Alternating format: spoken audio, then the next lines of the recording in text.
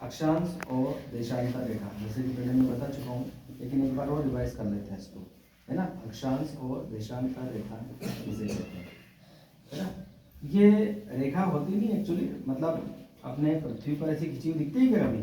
कभी नहीं होती। सिर्फ ग्लोब एक ग्लोब एक मापन है, एक तरह का एक काल्पनिक वो है, पृथ्वी का नमूना है।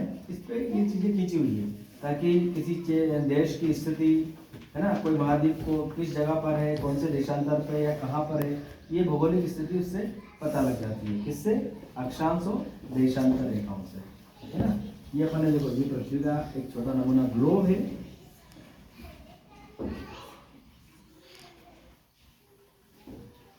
है ना। चलो ये ध्रुव में बाद में बताएंगे।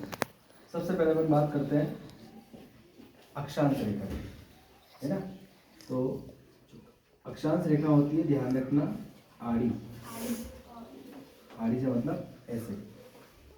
सबसे मेन जो रेखा है विषुवत व्रत, जिसको भूमध्य रेखा कहते हैं, इसको समझ लो, है ना। ये विषुवत रेखा भी बोलते हैं, भूमध्य रेखा भी बोलते हैं इसको, है ना। ये क्या बोलते हैं? विषुवत रेखा, या सबसे बड़ी रेखा है, सबसे बड़ी विषुवत अक्षांश रेखा है ये। अक्षांश रेखाओं में सबसे बड़ी है ये। क्यों? क्योंकि इसका जो आकार है, जिसकी जो व्रत का फैलाव है, वो सबसे ज़्यादा है ना। पूरे घूमती है, और बाकी तो छोटी छोटी है। बस तो एक बॉल देखना, बॉल पे एक वो लगा के देखना, रस्सी छोटी बारी वाली, या नाड़ा लगा के देखना, ऐसे ऐसे ध्रुवों पर कम और जैसे जैसे बीच में ज़्यादा उसका बनता है ना। तो क्षेत्रफल वो बनता है। कौन सी रेखा है? अक्षांश।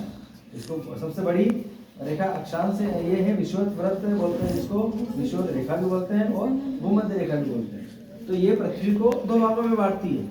कौन कौन से? उत्तरी ध्रुव और नीचे दक्षिणी ध्रुव। इनकी संख्या होती है, कितनी होती है बताओ? 180। कितनी संख्या होती है? 180। कुल संख्या होती है 180। 90 ऊपर,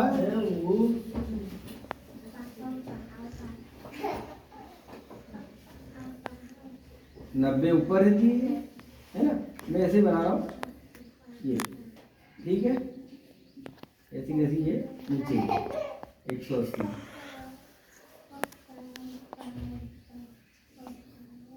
ठीक है। ये 90 ऊपर 90 नीचे अक्षांश रेखाएं हो गई है। अब दूसरी एक और कौन सी रेखा है? देशांतर रेखा। अच्छा, देशांतर रेखा का क्या काम है?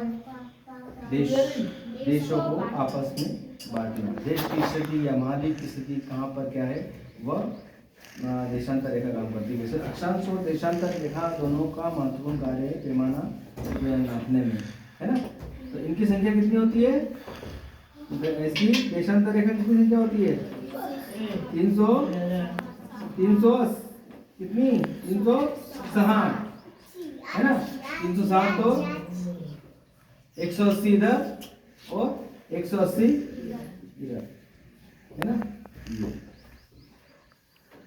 ये तुम्हारे सारे ना 10 तक आएंगे।